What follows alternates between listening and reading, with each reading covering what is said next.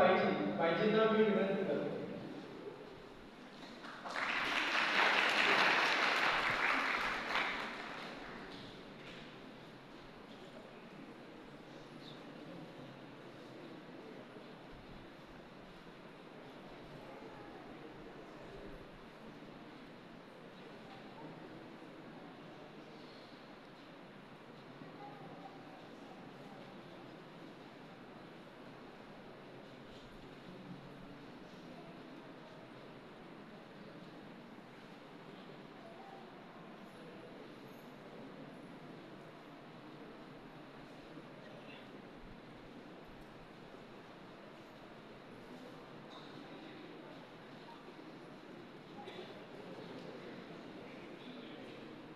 पहली गोष्ट मला सूचना दिलेली नव्हती.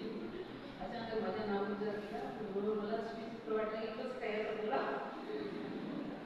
बरोबर दोन शब्द ते मला येत होते ते मी करते.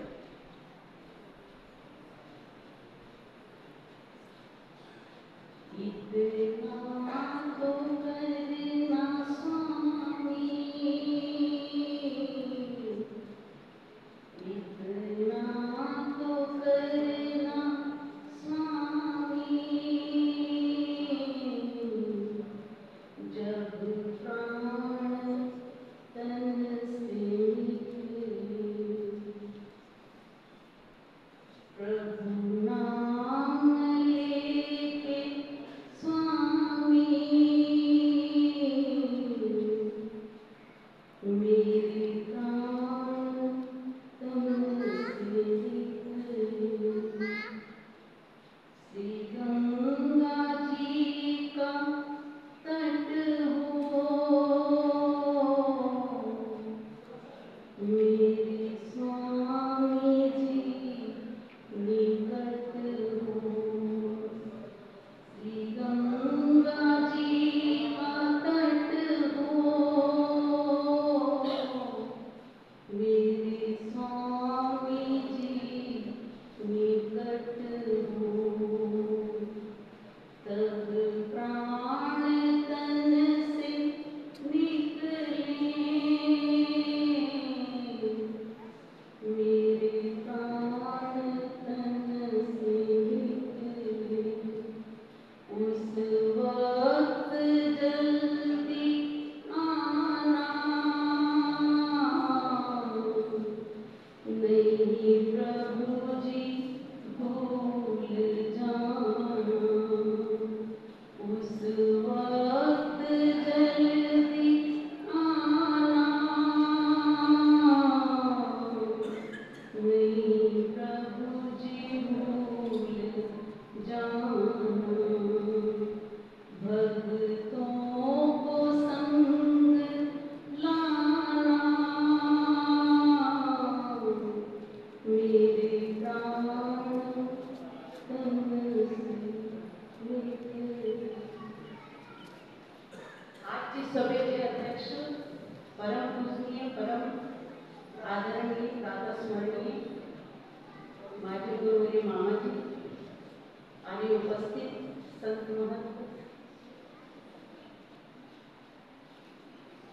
आज जी जो सभा आहे तर शकुंतलाताई आणि सोनियाताई यांची दीक्षाचे उपलक्षणामध्ये आयोजित केलेली आहे.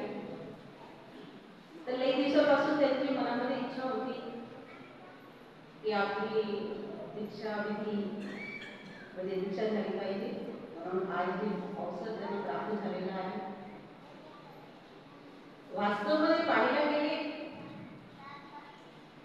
प्रत्येक क्षेत्रामध्ये ज्यावेळी आपल्याला कोणती पदवीवर पोहोचायची असेल तर लई दिवस पहिले तिची तयारी करावी लागते.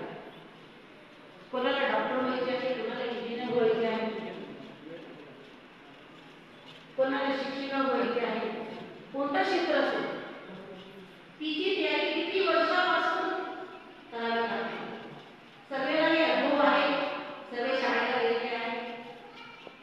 पहिली वर्गापासून क्रमाक्रमाने 12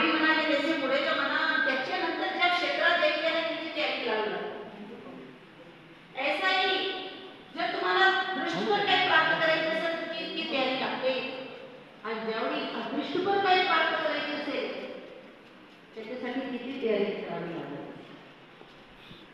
केवळ रात्र केली आपण रस्ता आश्रमामध्ये असून आणि रात्र केली की दुसऱ्या दिवशी आपण त्या क्षेत्रामध्ये प्रवेश केला, अनुसरण झाला, दीक्षा झाली, जे काही संन्यास झाला, तर ते सर्व गुण आमच्याकडे आले एक रात्रमध्ये याचा तर संभव नाही आहे. तुम्ही वर्षभर जर अभ्यास नाही केला आणि परीक्षा उद्या तुमची आहे आणि एक दिवस पहिले तुम्ही सगळी पुस्तक आजूबाजू घेऊन जर बसल्या तर तुम्ही समजू नका की तुम्ही पास होणार आहे. नक्की तुम्ही नापास होणार आहे. कोणी कितीही प्रयत्न करत असला तर मी तिच्यासाठी पहिलेपासून तयारी करत. म्हणून स्वामीने हे नाही सांगितलं की आज तुम्ही असे आहे आणि उद्या तुम्ही काय झाले अनुसरले नाही. आज तुम्ही कोणते अवस्थेमध्ये आहे, त्याच्यानंतर कोणती अवस्थेत जाणार आहे, त्याच्यानंतर कोणती अवस्थेत जाणार आहे, एक ब्रह्म आहे. स्वामीने जर ज्ञान 4 प्रकारचे सांगितलं त्याच्यामध्ये व्यवस्था सांगितली आहे. पहिले तुम्हाला शब्दज्ञान पूर्ण करावं लागते, तिचे पहिले अनुसरण करावं लागते, आचरण करावं लागते, तिचे पहिले चर्या करावी लागते किंवा शास्त्राचा अध्ययन करावं लागते, तिचे पहिले बोध व्हावं लागते. तिच्याशिवाय ज्ञानाशिवाय तर गुंजन नाही आहे. ज्ञानाशिवाय परमेश्वर प्राप्ती देऊ शकत नाही. ज्ञान देऊनी घडते. परमेश्वराला जे काही करायचे असते तुम्ही एक क्रमाने असते. त्यांचं काम त्यांना आपण म्हणतो की परमेश्वर कसे आहे, करतो अकर्तो आणि का करतो. परमेश्वर सर्व काही करू शकतात. जो नाही आहे तेही परमेश्वर करू शकतात. म्हणजे या जीवाला आपली प्राप्ती देऊ शकतात, म्हणजे ब्रह्म करू शकतात. परंतु लगेच का करू देत नाही. आता तुम्ही इथे बसलेले सगळं बंद करून माझ्याकडे का घेऊन जात नाही.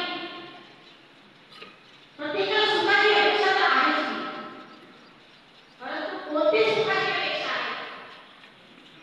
प्रत्येकाने आपल्या मनामध्ये एक विचार करून हा करून सांगावा की किती ना परमेश्वर प्राप्तीची अपेक्षा आहे, किती ना या दुष्टाची अपेक्षा आहे, किती ना दुष्ट सुखाची अपेक्षा आहे. आपल्यामधून एका दोघांनी तरी मुश्किलने नाही झाला. कारण तुझे मागे तुम्ही किती हात वर केला मी मानणार नाही. का मानणार नाही. कारण त्याचे लक्षण तुमच्यामध्ये दिसले पाहिजे की केवळ तुम्हाला परमेश्वर प्राप्त करायचे आहे. कृष्ण तुम्हाला कशाची आवश्यकता नाही. द्रव्याची नाही, सुखाची नाही, शास्त्राची नाही, कीर्तीची नाही, मानमान्यतेची नाही. अजूनपर्यंत एकही हात वर नाही. याच्यात आपण सत्यवादी आहे. कारण परमेश्वराचं ज्ञान लक्षात आहे म्हणून आपण खोटा बोलू शकत नाही. संसाराचा त्याग करताना आपल्याला किती वर्ष लागून जातात. विचार करता करता आज नाही उद्या, उद्या नाही परवा नाही तेव्हा. आज जर तुम्हाला मी आता सांगितलं बाई तुम्हाला 1 लाखाची नोकरी लागणार आहे, तुम्ही 1 मिनिट सुद्धा वेळ लावणार नाही. लगेच बसे रात्री पावण्यात पोहोचून जाणार. कारण तिची तुम्हाला अपेक्षा आहे. परमेश्वराची अपेक्षा असते. मनुष्य नाम सर्वश्रेष्ठ ते सोडून द्या ना, तसं सोड लवर दिसते ती. म्हणून आज दीक्षाची आपल्यासमोर ते अवसर चालू आहे. ती केवळ प्रथम अवस्था. आता प्रवेश केला कशात. वस्त्रामध्ये प्रवेश केला. बाकी काय बोलत तुम्ही जाऊ. त्याच्यानंतर हळूहळू ज्यावेळी ते परमेश्वराचे वचनाचा ज्ञान प्राप्त झाल्यानंतर पाय पुढे पुढे खेळतील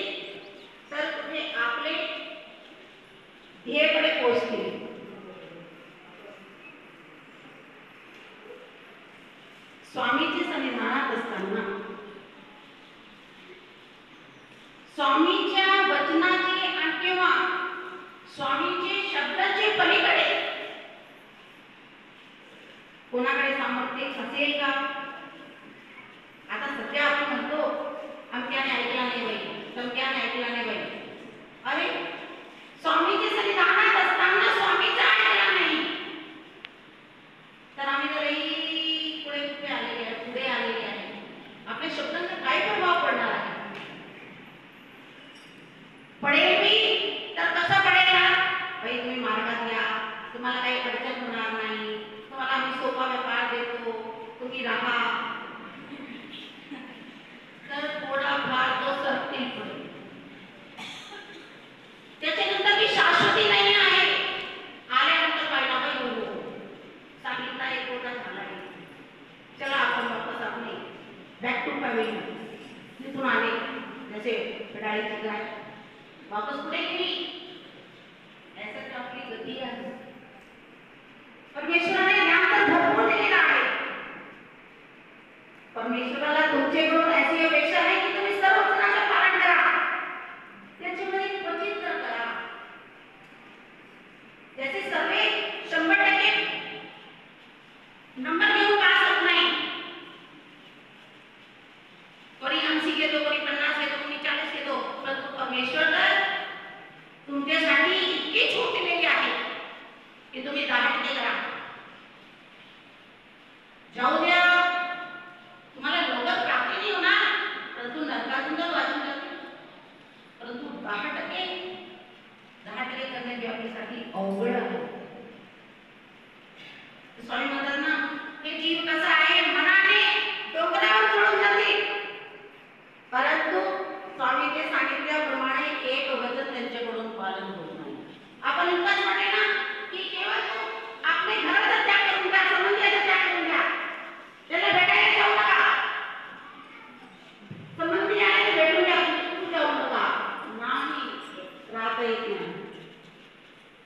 म्हणून ही साधना कशी आहे, हळूहळू आपल्याला साधायची आहे.